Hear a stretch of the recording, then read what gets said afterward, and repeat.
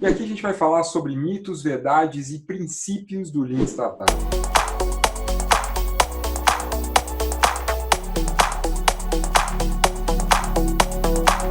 Uma das coisas que aparece muito forte, uma das técnicas que aparece muito forte no livro, e que eu recomendo bastante que você se aprofunde, e isso não é para o Lean Startup só, não. Essa técnica, inclusive vem de Taiichi Ohno, né? E o objetivo é identificar a causa raiz de um problema. O que é que originou, o que é que causou aquele problema? Vamos falar um pouquinho sobre a análise dos 5 porquês. Dado um problema, pergunte-se 5 vezes, 5 porquês daquilo. O objetivo disso é identificar qual é a causa original, qual é a causa que de fato criou aquela situação, um problema. Vamos pensar aqui que tenha queimado uma ventoinha ali, queimado um exaustor. Então, pronto. Um exaustor numa fábrica queimou de novo. E já faz tempo que isso vem queimando. Toda hora queima um, queimou de novo. Qual é a solução imediata que a gente vem?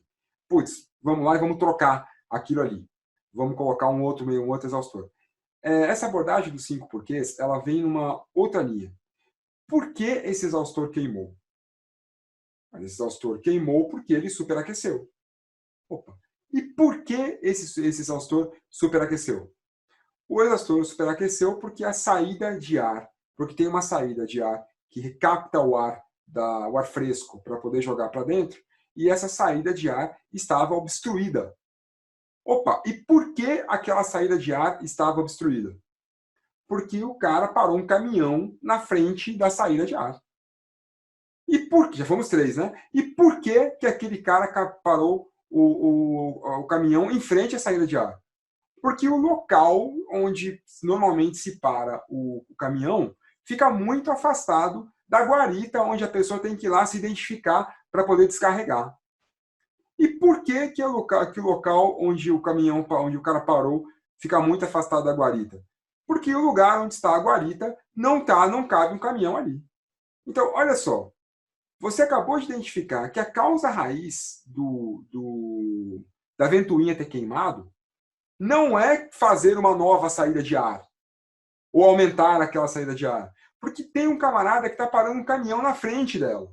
E o cara vai continuar parando o caminhão naquele lugar enquanto você não resolveu o problema original. O problema original o processo que você criou requer que o cara estacione o caminhão, vá se identificar numa guarita e depois ele volte. Só que esse tempo de identificação na guarita está muito demorado.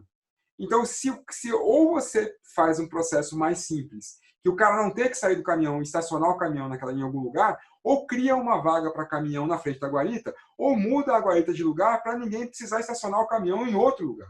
O problema raiz não é a ventoinha. O problema raiz é um processo que está requerendo que você reveja ele. Tem várias histórias bacanas. Tem uma que eu gosto muito, que você pode pesquisar aí, do carro que era alérgico a sorvete de baunilha.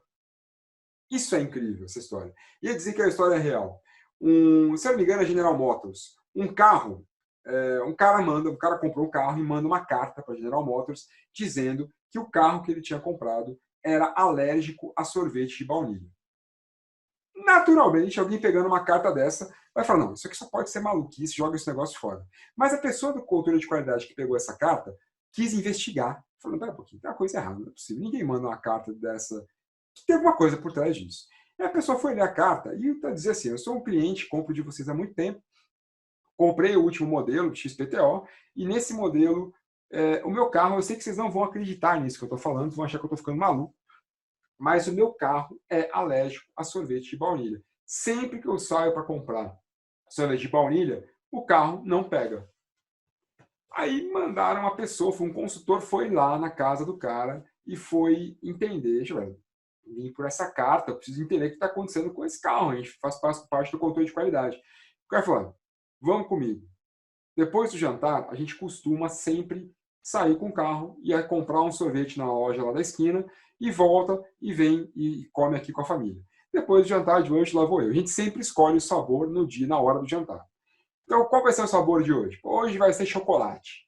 Aí entrou no carro, ele e o consultor foram até a loja de sorvete, chegou na sorveteria, por favor, um baldinho de sorvete de chocolate. Sorvete de chocolate, entraram no carro, pumba, ligou o carro, pegou, foi embora. Calma aí, que depois a gente vai comprar de baunilha. Dia se volta aqui amanhã. Dia seguinte, o cara voltou lá. Vamos ver agora. Hoje, baunilha. Foi até a loja de sorveteria. Por favor, um baldinho de sorvete de baunilha. Tá aqui, sorvete de baunilha. Pumba. Entrou no carro, foi pegar e nada. Nada, e bate na partida, o carro não pega. O cara achou estranho aquilo, o carro não pegou. Teve que voltar o carro de guincho para casa. Volta aqui amanhã de novo. Dia seguinte, morango. Pumba, pega o carro. No outro dia, baunilha, não pega. No outro dia, baunilha, não pega. Depois de um tempo, uns dias ali testando com a família, o cara volta para a fábrica, chama os especialistas ali e diz, olha, eu tenho uma coisa para comentar com vocês, vocês vão achar que eu estou ficando maluco. Mas nós temos um carro que é alérgico a sorvete de baunilha. Sempre que o camarada pede sorvete de baunilha, o negócio não pega. Foram investigar, refazer o processo, entender os porquês e perceberam que o porquê era o seguinte. O sorvete de baunilha é o que tinha mais saída. Então, uma pessoa que trabalhava no caixa tinha uma geladeira lá só para o sorvete de baunilha. Era o que saía mais. Então, quando a pessoa chegava ali para poder pedir sorvete de baunilha, normalmente já era um horário que não tinha fila, quer dizer, normalmente quem era atendido era quem chegava. Pedia sorvete de baunilha, o cara já virava para o lado, pegava e dava o sorvete.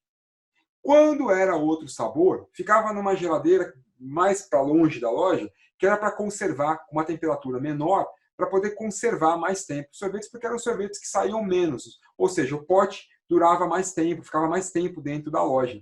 Então, se você pedisse chocolate, o cara tinha que andar um pouco mais, pegar no outro lado da loja e trazer o sorvete de chocolate.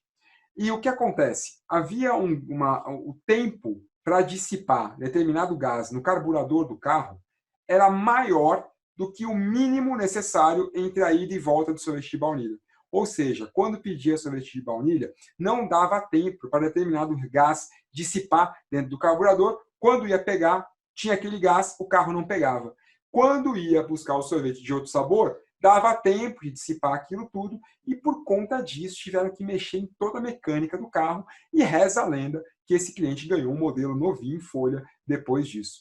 Se fosse trabalhar, se fosse ignorar aquilo e fosse trabalhar simplesmente na primeira razão, parece que é o sorvete de baunilha que é o problema. Mas não é. Pergunte por que 5 vezes e vai aparecer a causa raiz. Uma técnica bastante explorada ali no Lean Startup. Vamos para a terceira. Faça investimentos proporcionais em prevenção nos 5 níveis da hierarquia. Então, olhando os 5 porquês, depois de você chegar no 5º porquê, invista em prevenção nos 5 níveis. Lembrando que o último deles vai ser um nível da causa raiz, procure impedir que os 5 níveis aconteçam, de alguma forma prevenindo aquilo, porque naqueles níveis inferiores é que acontece a situação raiz. Claro que no 5º é a principal, mas pode ser que não se estacione um caminhão, mas de alguma outra forma também se bloqueie a entrada de ar. E aí vai queimar a ventoinha também. Não adianta só tirar o caminhão, tem que lembrar que não pode bloquear a ventoinha de ar. Eu preciso de alguma forma prevenir que outra coisa bloqueie aquela saída. Muito importante isso. E por trás de todo suposto problema técnico, normalmente há um problema humano. Esse caso aí, por exemplo, da estacionamento do caminhão na ventoinha de ar é um caso real, realmente, isso aqui. E o problema não estava no problema técnico. Não é que a ventoinha é ruim, não é que o duto de ar é ruim. É que tinha ali um processo que a pessoa estava estacionando o caminhão no lugar que não devia estacionar. Normalmente tem isso. E se a gente trabalhar corrigindo a consequência, imagina quantas vezes você vai precisar trocar a bendita ventoinha até resolver a causa raiz, o problema que de fato precisa ser resolvido. Princípio número 3, vamos a ele. Aprendizagem validada. O que é aprendizagem validada? Para o Eric Rice, quando ele aborda essa questão de aprendizagem, porque no contexto de uma startup, mais importante do que você fazer algo que dê certo é você fazer algo que você aprenda com aquilo. Vou te dizer por quê. Lembra que aquele número 70% dos projetos falham? Como a gente está operando num ambiente de muita incerteza, provavelmente muitas das decisões tomadas em uma startup vão falhar. Muitas das relações de causa e efeito criadas, vamos fazer isso que vai dar certo, vamos fazer aquilo que vai dar certo. Muito provavelmente isso vai falhar. Algumas das suas hipóteses vão se mostrar falsas. Eu achei que o cliente ia gostar disso, eu achei que ele ia gostar daquilo. E no final das contas, você vai perceber que não, que o cliente não gostou, não deu certo. Então, o dar certo ou dar errado, tratando-se de startup, não é tão importante quanto o aprendizado que você teve. Porque é justamente esse aprendizado que vai te permitir fazer melhor e diferente da próxima vez. Dar certo sem saber por quê, ou dar errado e não aprender nada com isso, não te assegura uma segunda versão melhor, uma segunda tentativa melhor. É o aprendizado que faz isso acontecer. E o que é que ele chama de aprendizagem validada? E aí entra aquela parte dos testes, né? Os testes do Lean Startup são muito importantes. O Eric Rice fala bastante sobre se desafiar pensando como é que eu posso estar errado em relação a isso. Como é que eu posso assegurar que, de fato, aquilo que eu achei que é bom mesmo? O teste AB é um daqueles que são mais comentados no livro. Ele parte da seguinte questão: crie uma situação levemente menor, diferente da situação anterior. Por exemplo, um design de página. E aí vamos pensar que você tem um site ali de venda, de e-commerce, de alguma coisa. E você acredita que o botão, se você mudar o botão da esquerda para a direita, vai aumentar a quantidade de acessos na página de compra. O que você faz? O que é o teste AB? Situação A versus situação B. Então, o botão do lado esquerdo versus botão do lado direito. E como é que você testa isso? Grupo de controle e grupo experimental, como bom e velho teste científico sempre foi. Cria duas versões do seu site, por exemplo, uma versão com o botão no lado esquerdo e uma no lado direito. E mede a quantidade de cliques que teve na primeira versão e na segunda versão ao longo do tempo. Procure entender como o comportamento do seu consumidor, do seu cliente, mudou ao fazer esse tipo de alteração. O teste AB é uma ferramenta poderosa desde que você respeite uma questão muito importante. Esta aqui, ó. Manter as versões idênticas e fazer com que seja simples. Quando eu digo versões idênticas, se você está comparando A com B, o A e o B têm que ser idênticos, exceto pela variável que você quer testar. No exemplo que eu dei, que é o botão de um lado ou de outro, os sites têm que ser exatamente os mesmos. Não pode ter mais nenhum tipo de variação. Senão eu não consigo identificar o impacto daquela variável. Outra coisa é medir por uma série válida, né? Então, olha, vou guardar um tempo para poder medir isso. Não vai ser em 2 minutos, às vezes. Não é tudo. Tomar cuidado com o tempo que você escolhe para medição e tomar cuidado com a amostra. Então, procurar manter o grupo de controle e o grupo experimental equivalentes, para não ter um grupo testando uma coisa e outro grupo testando outra, que são pessoas com comportamentos diferentes e que também afetariam a validade do teste. Então, conservar não só o produto idêntico, mas as condições que eles estão operando. Por exemplo, colocar aleatório, cada cliente que acessar, a cada 3 clientes acessa a versão nova. 3 clientes com a versão antiga, 3 com a versão nova, independente de quem seja o cliente. Isso, de fato, mantém as condições idênticas para os dois. E aí, a cada 3 clientes, um vai ter a versão com o botão na esquerda, a cada os outros 3 clientes com o botão na direita. E aí eu consigo, depois de um tempo, medir qual foi o impacto dessa mudança no comportamento do cliente. Princípio número 4 agora. Construir, medir e aprender. Esse é o princípio mais importante, se eu posso dizer isso, né? Acho que até um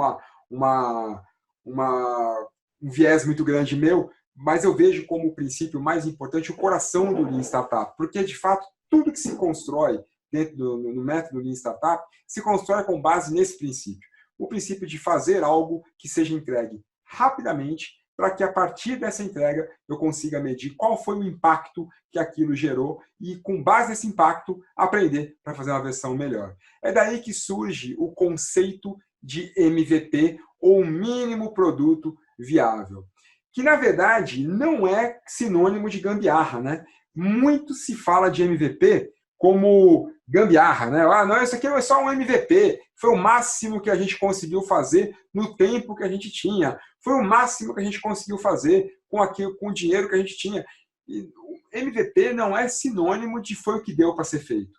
Olha, o que deu para ser feito foi isso, o que a gente consegue entregar é isso. MVP é sinônimo de aprendizado, MVP é sinônimo de validação, MVP é sinônimo de hipótese a ser validada, se o caminho é aquele, se o caminho não é aquele. E outra coisa, ele é extremamente mínimo mesmo. O MVP, normalmente, ele é o suficiente para você conseguir aprender. Um dos casos mais emblemáticos que se trazem ali é o da Zappos, né? Uma loja de sapatos online, que é o caso que o Eric Rice usa dentro do Lean Startup. E a Zappos, o cara teve a ideia de vender sapato online.